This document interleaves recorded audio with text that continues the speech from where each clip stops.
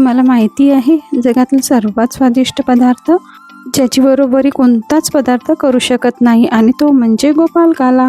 तर यासाठी मला लागणार आहे ज्वारीच्या लाया, भिजवलेले जाड पोहे, चुरमुरे, डाळिंबाचे दाणे, कट केलेला बारीक ॲपल, नारळाचे तुकडे, बारीक कट केलेली काकडी, भाजलेले मक्याचे दाणे, फुटाणे, वटाणे, भिजवलेली चण्याची डाळ, कच्चे शेंगदाणे, बारीक कट केलेल्या हिरव्या मिरच्या, दही, लिंबाचं लोणचं, आंब्याचं लोणचं, चवीपुरती साखर आणि मीठ।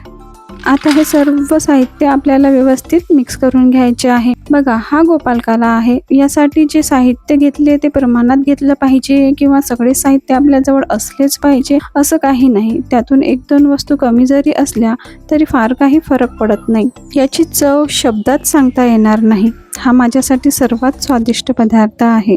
आमच्याकडे गणपती विसर्जनाच्या दिवशी सुद्धा खूप मोठ्या प्रमाणात हा काला केला जातो। सगळे आवडीने खातात। आणखी एक महत्त्वाचं, याला तुम्ही एक डाएट फूड म्हणून सुद्धा वापरू शकता। फक्त साखर स्किप करून द्यायची।